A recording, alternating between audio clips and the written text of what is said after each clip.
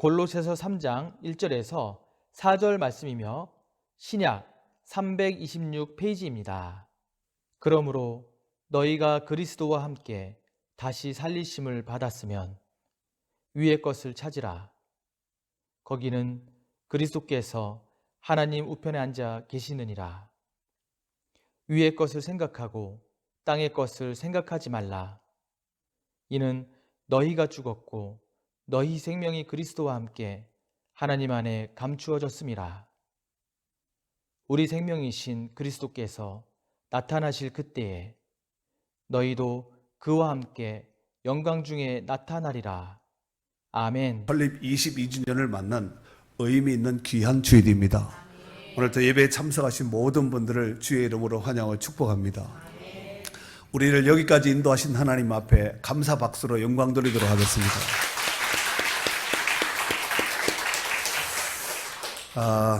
우리는 땅을 밟고 살지만 이 땅에 태어나서 살아가고 있지만 신부는 하늘입니다. 사도 바울 또 일찍이 고백하기를 오직 우리의 시민권은 하늘에 있는지라 이렇게 고백했습니다. 그 하나님 나라의 신분이 확실하신 분들만 아멘 해봅시다. 더 크게 해서 아멘하여 하나님께 영광 돌립시다. 아멘. 그래서 오늘 본문의 말씀을 중심으로 위의 것을 찾고 위의 것을 생각하자라는 제목으로 말씀을 선포할 때 하나님의 크신 은혜가 함께 하시기를 예수님의 이름으로 축복합니다. 여러분도 잘 아시다시피 오늘 본 서신, 오늘 본문이 담겨져 있는 오늘 서신은 오늘 이 골로새서는 사도 바울에 의해서 기록된 성경인데 사도 바울이 로마 감옥에서 1차 투옥됩니다. 그때 기록한 성경이 에베소서, 빌립보서, 빌레몬서와 더불어서 오늘 성경인 골로새서를 기록했습니다. 이 골로새서인 이 본 서신을 기록하기까지는 사도 바울이 감옥에 있는데 에바브로디도라는 이 사람이 골로새 지방에 살고 있는데 이 사람이 사도 바울이 감옥에 갇혀 있을 때 방문을 했습니다. 귀한 방문이지요. 그리고 골로새 지역에 있는 또 골로새 교회 안에 있는 형편을 사도 바울에게 자세하게 알려줬습니다. 듣는 소문 가운데 보니까 이단들이 막 난무한다. 또 성도들이 믿음이 흔들려서 이단에게 막 이렇게 넘어간다. 이런 소식을 듣게 되지요. 이런 좋지 못한 소식을 듣고 서신을 써야 되겠다. 그래서 사도 바울은 직접 갈 수 없습니다. 왜냐하면 감옥에 지금 매여 있는, 감옥에 갇혀 있는 몸이기 때문에 당장 달려갈 수 없습니다. 그런 상황 속에서 편지를 썼는데 그 서신이 바로 골로새서라는 말씀이에요. 이해가 되시지요? 그러면은 오늘 본문의 말씀을 중심으로 왜 위의 것을 찾고 위의 것을 생각해야 되는지 말씀을 중심으로 해서 한 3가지만 나눠서 살펴보도록 하겠습니다. 첫 번째로 우리가 죽었다는 겁니다. 누가 죽었다고요? 우리가 죽었는데 단순하게 우리만 죽었다면은 그냥 사망입니다. 그러나 우리가 그리스도와 함께 죽었다는 것입니다. 우리 본문 말씀 가운데 3절 말씀을 크게 한번 다 같이 읽도록 하겠습니다.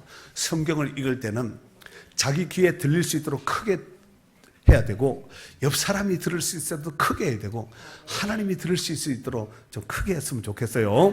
3절 읽겠습니다. 이는 시작. 이는 너희가 죽었고 너희 생명이 그리스도와 함께 하나님 안에 감추어져 있습니다. 아멘. 여기 보니까 이는 너희가 죽었고 그랬지요.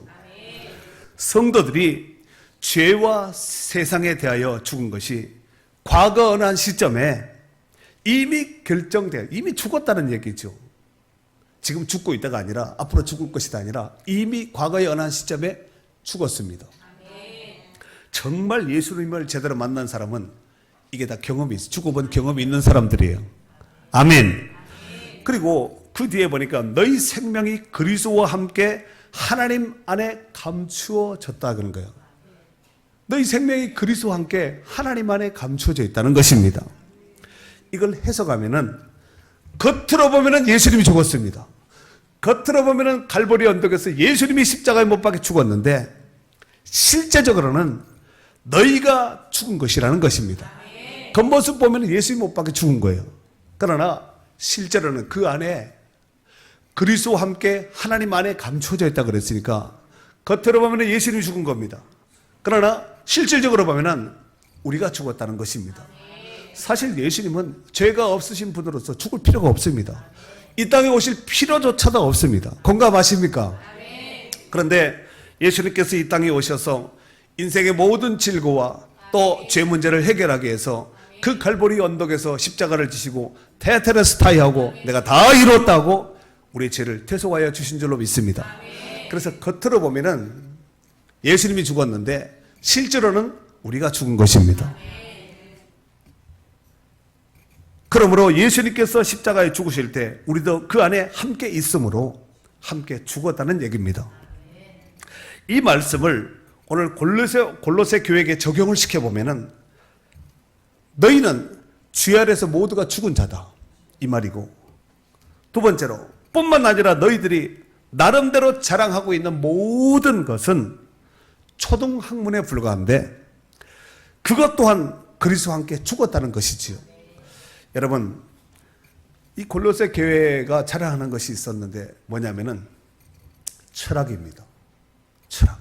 물론 1세기 당시에 이 아덴, 이 그리스의 영향력을 받아서 그 주변에 있는 나라들이 다 이 철학의 영향력을 다 받았습니다. 그런데 이 철학을 가지고 와서 교회 안에 진리 되시는 말씀보다가 예수님보다가 철학을 더 앞세운 거예요. 그래서 철학을 하는 것에 대해서 굉장히 적응심과 자부심을 가지고 있었다는 것입니다. 그러나 성경은 뭐라고 말하고 있고 사도 바울은 편지에다 뭐라고 기록을 했냐면은 오늘 본문은 3장이지만 2장 20절과 21절 22절에 보면은 이런 말씀이 있죠. 골로새서 앞장이죠. 2장 20절 21절 22절에 보면은 너희가 세상의 초등학문에서 철학을 초등학문 수준으로 보는 거죠. 너희가 세상의 초등학문에서 그리스도와 함께 죽었거든. 죽었어요? 죽고 있다요? 죽을 것이다요? 이미 죽어버렸습니다. 너희가 세상에서 초등학문에서 그리스도와 함께 죽었거든. 어쩌여 세상에 사는 것 같이 하여 규례에 순종하느냐? 세상 철학에 순종하느냐? 곧 붙잡지도 말고 맛보지도 말고 만지지도 말라 하는 것이니 이 모든 것은 한때 쓰이고 없어지리라 그랬습니다. 한때 쓰이고 없어지는 것은 영원한 진리가 될 수 없습니다.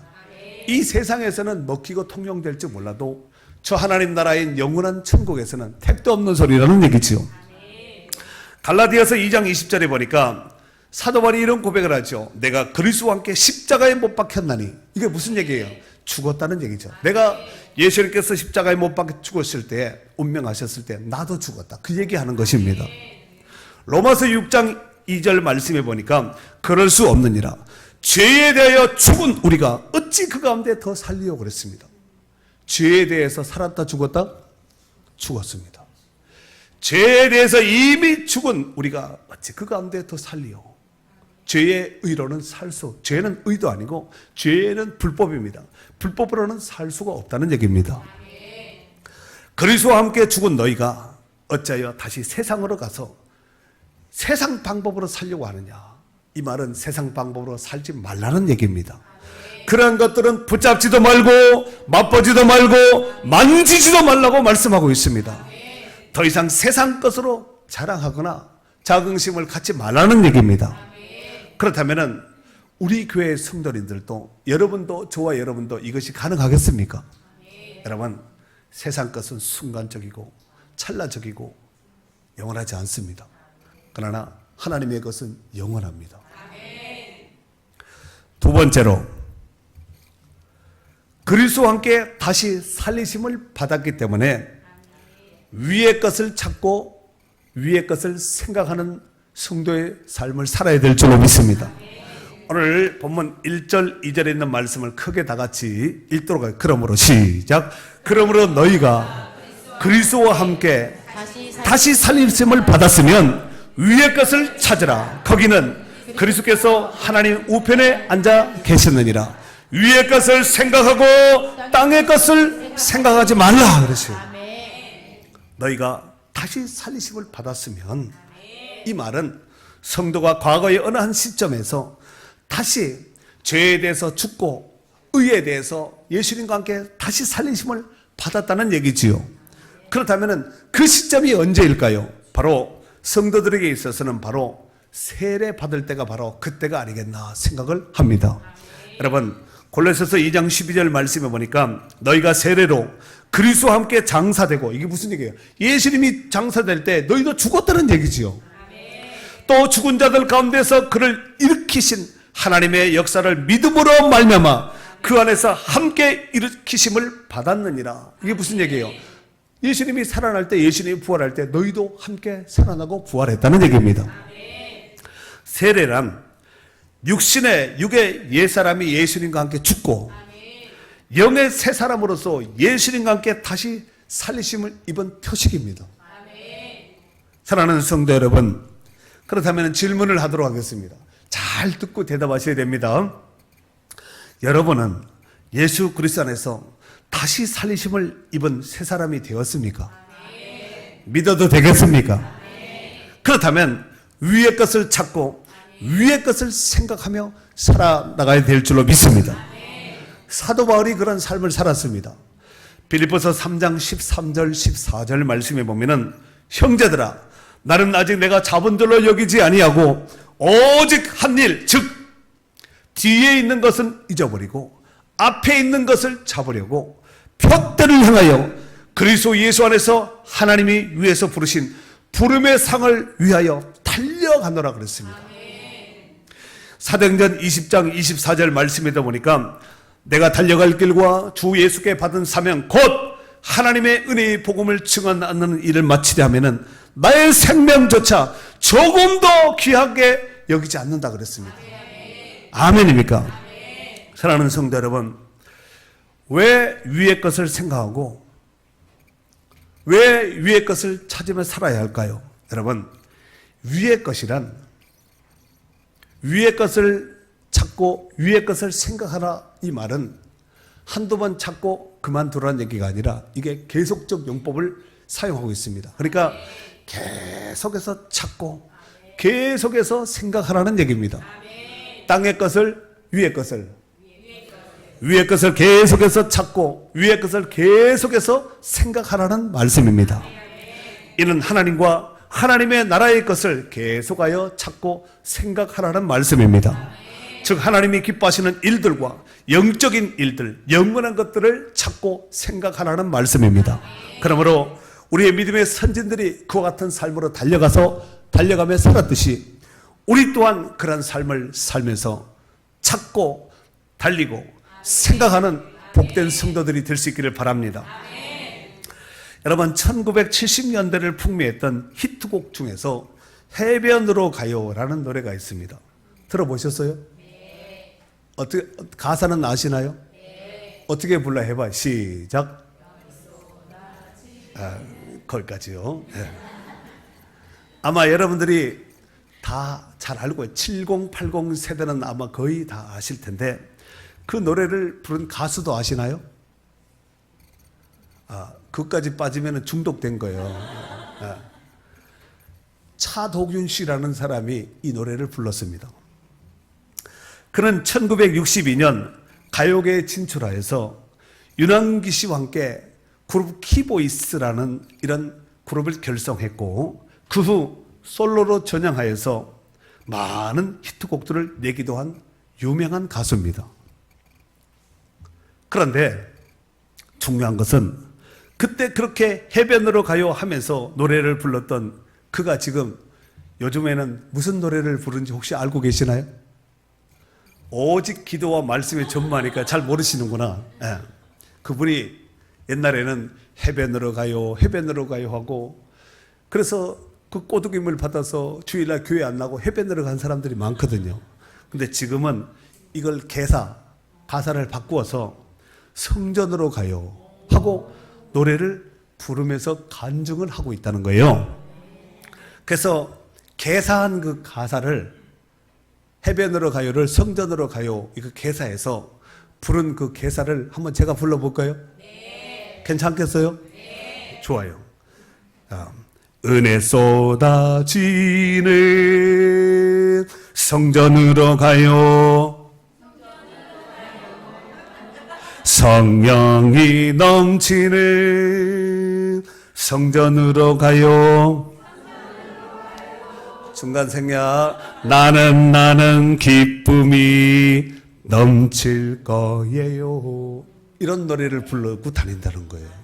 너무 잘 부르면 목사가 인물도 좋은데 무슨 노래도 저래 잘 부르나 하고 오면은 오해될까봐 제가 어디 서면은 노래를 잘 못 부르려고 굉장히 애를 써요. 그 이해를 해주시면 좋겠어요. 그래서 이 노래 가사를 개사하고 찬양을 부르게 된 그 이유는 그가 예수님을 만나서 구주로 영접했다는 거예요. 그는 과거에 그리스도인이 아니었고 독실한 불교 신자였다는데 2001년도에 어느 날 새벽에 잠을 자다가 꿈속에서 예수를 만났다는 거예요. 여러분, 전도해도 못 만났는데 꿈속에서 만났다는 거예요. 그리고 그 후에 그의 후배가 그에게 계속해서 전도했고 그렇게 해서 교회 처음 나온 교회에서 자신이 죄인임을 고백하고 예수님을 구주로 영접했다는 것입니다. 그리고 그 후부터 그는 찬양을 부르며 하나님의 영광을 위해서 열심히 살았는데 이것이 바로 다시 살리심을 받은 자의 삶이요, 위의 것을 찾고 위의 것을 생각하는 자의 삶인 줄로 믿습니다. 여러분, 예수님 만나면은 다 바뀝니다. 윤한기고 뭐 김한기고 뭐 남진이고 뭐야 또 네 박자 누구예요? 송대관이고 할 것 없이 다 예수님 만나서 다 바뀌었어요. 송대관 집사님 거 알지요? 그리고 저 푸른 초원에 남진 장로님인 거 알지요? 뭐 차도견이고 뭐가 하여튼 예수님 만나면은 다 바뀌는 거예요. 저도 바뀌고 여러분도 바뀌었잖아요. 반대로 땅의 것은 어떤 것일까요? 하나님이 미워하는 것이요, 세상적이요, 마귀적인 것, 또 순간적인 것입니다. 사도 바울은 이런 것들은 죽이라 그랬습니다. 어떻게 하라고요? 그러면은 이렇게 죽이라 단순하게 하면은 뭘 죽이는데 이렇게 하고 또 오해가 될 수가 있으니까 성경을 보면서 뭘 죽여야 되는지 한번 보도록 하겠습니다. 지금 오늘 본문은 1절에서 4절까지지요.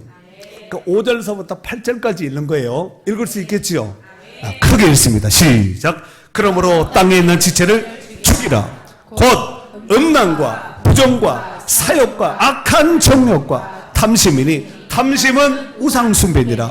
이것들로 말미암아 하나님의 진노가 임하느니라. 너희도 전에 그 가운데 살 때는 그 가운데서 행하였으나 이제는 너희가 이 모든 것을 벗어버리라. 아멘. 너희도 전에는 다 그렇게 살았다는 거예요.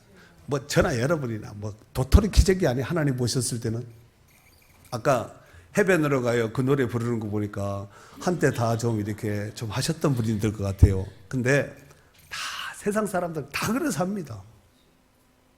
만약에 그렇게 해변으로 안 갔다면 다른 것으로 아마 이렇게 뭔가 누리면서 또 이렇게 세상 것을 연락하지 않았겠나. 그러나 전에는 그렇게 살았다 할지라도 이제는 너희가 이 모든 것을 버리라. 곧 분함과 노용과 악의와 비방과 너희 입에 부끄러운 말이라. 지나간 때가 족한 줄 알고 후딱 갔다가 싸게 갔다가 버리는 것이 좋습니다. 아멘. 한 소년이 길을 걷다가 반짝반짝한 동전 하나를 주웠습니다. 반짝반짝하니까 새 돈일까요, 헌돈일까요? 헌돈 같으면 눈에 띄지 않았겠죠. 그런데 길을 가다가 동전을, 반짝반짝한 동전을 딱 주운 거예요.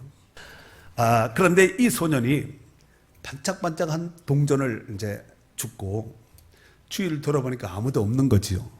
그래서 이 소년은 그 후부터 고개를 숙여서 혹시 떨어진 돈이 또 있지는 않을까 해서 길거리 가는 곳곳마다 땅만 보고 쳐다보고 다니는 거지요.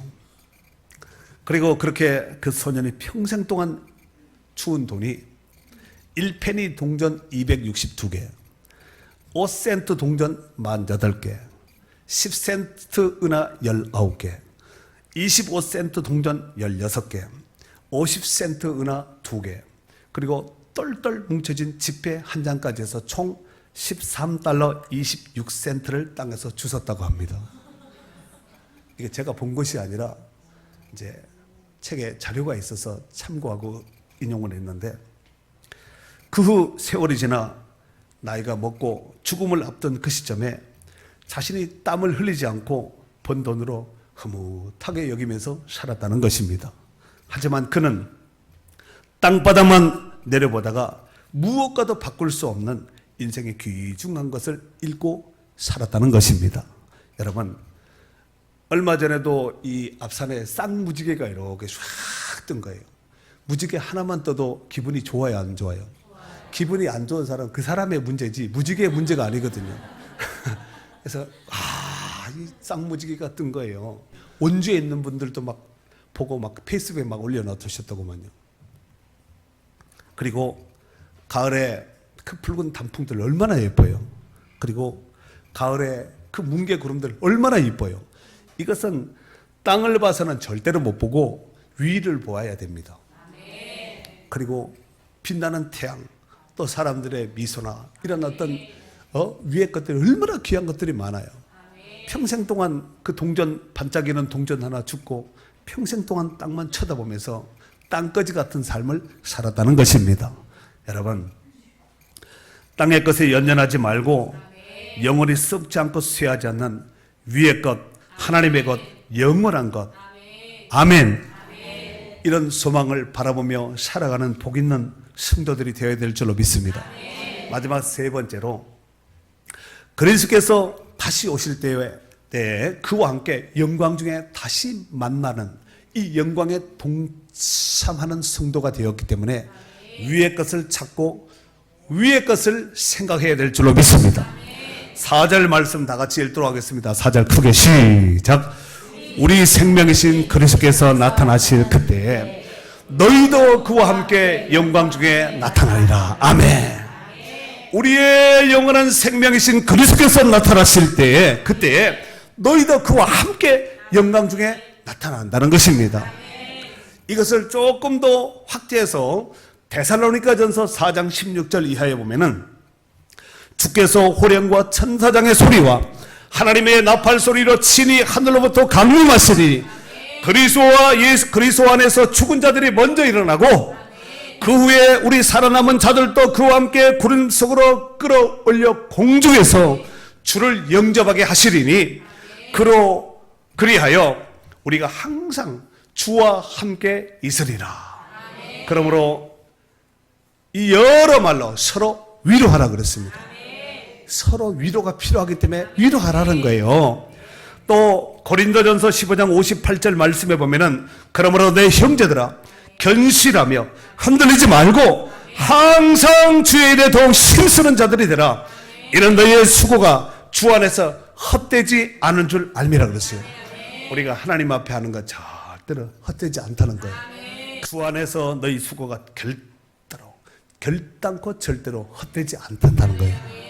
헛된 수고가 아니라는 거예요. 하나님이 기억하시고 상으로 농명하셔서 때가 되면 갖고 그날의 축복일 줄로 믿습니다. 사랑하는 성도 여러분, 우리 교회는 1997년 7월 1일 날 설립이 되었습니다. 그러니까 오늘은 6월 30일이잖아요. 그러면은 정확하게 보면 내일이거든요. 근데 내일은 주일이 아니잖아요. 그래서 매년 6월 마지막 주 주일을 기해서 우리가 설립기념 감사주일로 예배하며 감사하는데 오늘이 바로 6월 마지막 주 주일인지라 바로 22주년 기념 예배를 드리고 있습니다. 여러분, 22년이라는 세월이 사실 돌이켜보면은 짧지도 않고 길지도 않습니다. 사람의 나이를 본다면 인생에 꼽히는 청년기가 되지 않겠나. 그런데 그 와중에 수도 없이 많은 문제들과 어려운 난제들이 얼마나 많았겠습니까? 그런데 이런 고비를 뛰어넘고 이런 숙제를 풀었기 때문에 우리가 여기까지 온 것이 아니겠습니까?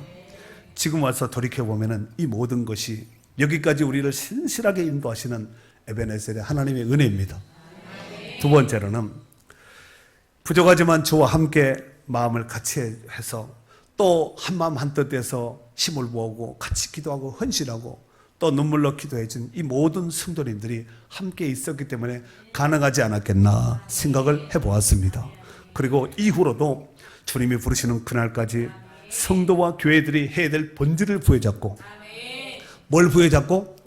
본질을 부여잡고 살아도 주를 위하여, 죽어도 주를 위하여 달리는 경주자와 같은 자세로 달리고 또 달려나갈 수 있는 저와 여러분이 될 수 있기를 바랍니다. 데살로니가전서 2장 19절 말씀에 보니까 우리의 소망이나 기쁨이나 자랑의 면류관이 무엇이냐? 그가 강림하실 때에 우리 주 예수 앞에 너희가 아니냐 그랬어요. 우리가 그날의 소망이요, 기쁨이요, 자랑의 면류관이 될 줄로 믿습니다. 그래야 해서 그날 그 아침에 또 아침이 될지 점심이 될지 저녁이 될지는 모르겠지만 주님 앞에 섰을 때 잘 하였도다 착하고 충성된 종아, 이 칭찬과 상급의 주인공이 될 수 있기를 예수님의 이름으로 축원합니다.